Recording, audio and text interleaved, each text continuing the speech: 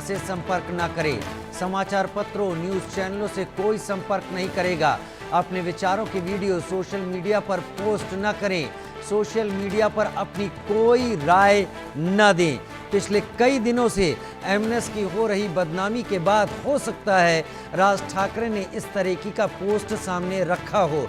अपने नेताओं को नसीहत दी, कार्यकर्ताओं को नसीहत दी है। सोशल मीडिया पर अपनी कोई राय जाहिर न करें, किसी भी तरीके की राय न दें। एमएनएस नेताओं को नसीहत राज ठाकरे की तरफ से एक्स पर पोस्ट करके पार्टी से जुड़ी या किसी भी बात से जुड़ी कोई बात सोशल मीडिया पर ना करें, ना पोस्ट बनाएं, ना उसको साझा करें, ना मीडिया से बात करें, ना न्यूज़ चैनल से बात करें। शाहिद अंसारी मेरे साथ इस वक्त जुड़ गए हमारे सहयोगी मुंबई से ज़्यादा जानकारी के साथ लाइव।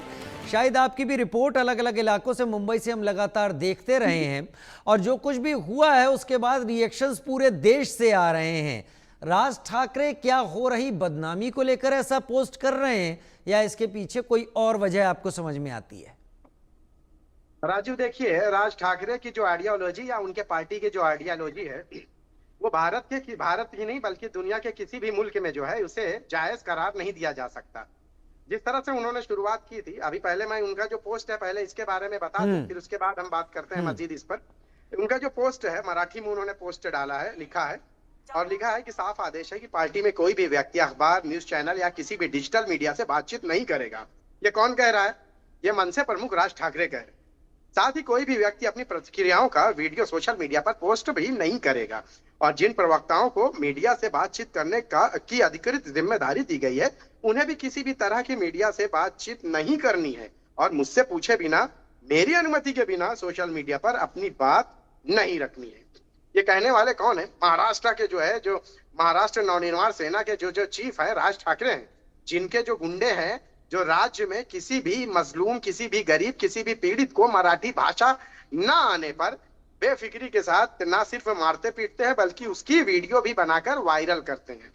अब क्योंकि हुआ यह है कि अभी जो हालात हाल में जो हुए हैं, इन हालात के दौरान जो है राज ठाकरे के जरिए उनके जो कार्यकर्ता है, उनके जो गुंडे हैं, उनके जरिए जो वारदात अंजाम दी गई है, जो पीटा गया है लोगों को, उससे कहीं ना कहीं उनकी जो है चौतरफा थू हो रही है और इस थू की वजह से ही जो है अब राज ठाकरे जो है अपने कार्यकर्ताओं को ये नसीहत दे रहे हैं कि अब इस तरह से ना करें। अब देखिए, कोई बातचीत ना करें। क्यों? क्योंकि सवालात इतने हैं कि उनको जो है उसका जवाब देना, उनके पास उसके जवाब ही नहीं है और ये कहीं भी जायज नहीं ठहराया जा सकता। किसी भी जगह, किसी भी देश में, सिर्फ भारत ही नहीं बल्कि भारत तो एक जो है लोकतांत्रिक देश है, बल्कि किसी और देश में भी जो है इस तरह भाषा के नाम पर किसी पर जुल्म करना, ये किसी भी एंगल से इसको जायज नहीं करार दिया जा सकता। अब देखिए, हालिया जो भी उनके प्रवक्ता या जो भी लोग आते हैं मीडिया से बातचीत करते हैं, तो आप देखिए कि वो किसी भी सवाल को जो है, किसी भी सवाल का वो सामना नहीं कर पाते। वो गोलमोल जवाब और ये कहना कि मराठी अस्मिता को बचाने के लिए या मराठी को लेकर हम इस तरह की लड़ाई कोई ऐसे कैसे नहीं बोल सकता, इस तरह की बातें गोलमोल जवाब रहते हैं।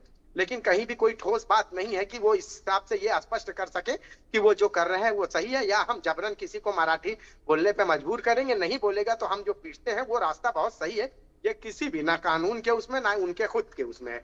लेकिन अब समस्या ये है कि अब अपनी जो है असलियत जो है, अपनी आइडियोलॉजी जो है वो बाहर तो इनकी आ ही चुकी है। राजीव, जब ये परिवार जब अलग हुआ था 20 साल बाद, तो ये एक हुए हैं। लेकिन एक होने के बाद किस बुनियाद पर ये एक हुए?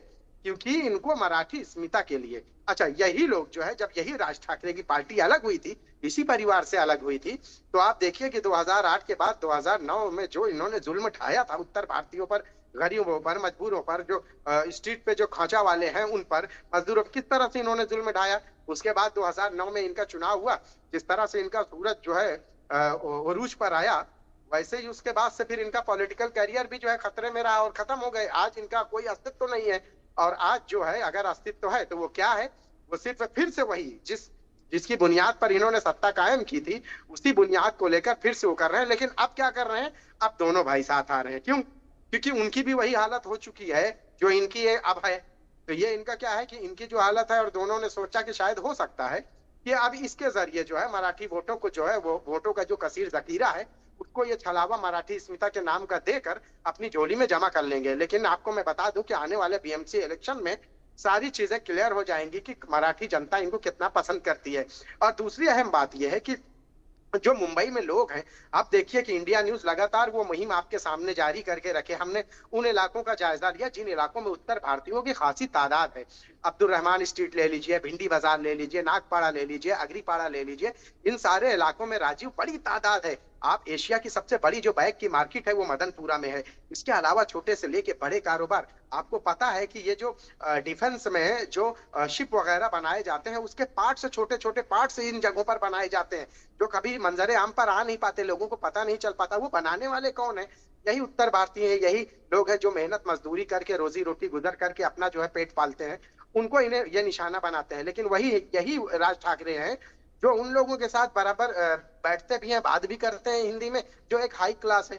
पूरी फिल्म इंडस्ट्री जो है, आप देखिए, राजीव हिंदी पर चलती है, वहां पे इनका कोई जोर, कोई जबरदस्ती नहीं चल पाती। तो कहने का मतलब ये है कि जब धोबी से न जीत पाओ तो गधे का कान घुमाओ, वो वाली थ्योरी यहाँ ये अपनाई जाती है। और यही मीरा रोड में इन्होंने किया। मीरा रोड में इनकी जमीन खिसकते हुए दिखाई दी। इसके बाद आपने देखा कि किस तरह से गुजराती पूरे एक हो गए, और उसके बाद जब ये एक हुए तो इनको बहुत ज्यादा बुरा लगा। अब जब इनको जो है बुरा लगा तो इन्होंने गए, इनको भी जो है जवाब देना था, क्योंकि इनको प्रोटेस्ट नहीं करना था, बल्कि जो ये प्रतिशोध की ज्वाला जो थी वो इनको यहाँ लोगों के सामने प्रस्तुत करना था, जिसमें ये नाकाम हो गए, क्योंकि पुलिस ने इनको इसलिए इजाजत नहीं दी कि इनको उसी गली में जाना था जहां पे वो लोग हैं और वहां पे इनको तमाशे करने थे। पुलिस ने इनको इजाजत नहीं दी, बावजूद इसके इन्होंने प्रोटेस्ट किया, लेकिन एक नाकाम प्रोटेस्ट रहा। पुलिस ने इनको डिटेन किया, और उसके बाद जो है इनका यहाँ पे भी वही हाल रहा है कि जब देख लिए कि जब उन्होंने वहां एक शख्स को मारा तो पूरे होटल व्यवसायी एक हो गए, और जब एक हो गए तो इनको मुंह की खानी पड़े, क्योंकि इससे पहले आपने कभी नहीं देखा होगा कि मनसे कार्यकर्ताओं ने किसी को मारा तो वो पूरा समाज, वो कम्युनिटी या वो तबका पूरा एक हो गया। ये पहली बार हुआ है राजीव की जब ये पूरा तबका एक हो गया। तो उसके बाद इनके साथ ऐसा हो गया कि इनको खिसियान बिलैया खंबा नोचे वाली मिसाल थी इनकी। अब इनके पास कोई ऑप्शन रह नहीं गया, तो अब इनको अपने वजूद और अपने अस्तित्व और अपने ईगो को बचाना और बताने के लिए इन्होंने फिर से मीरा रोड में जो है ये प्रोटेस्ट किया। लेकिन देखिए, सत्ताधारी सरकार बीजेपी के होते हुए भी इन्हें इसकी इजाजत नहीं मिली।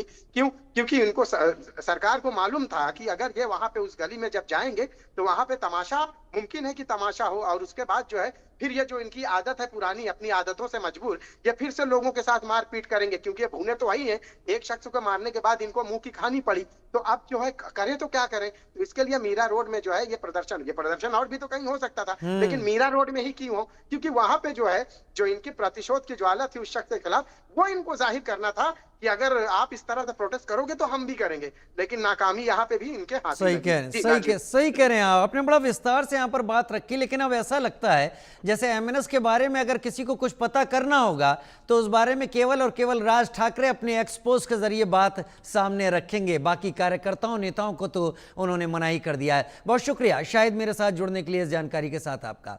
उधर महाराष्ट्र में हिंदी भाषा विवाद पर राज ठाकरे की पार्टी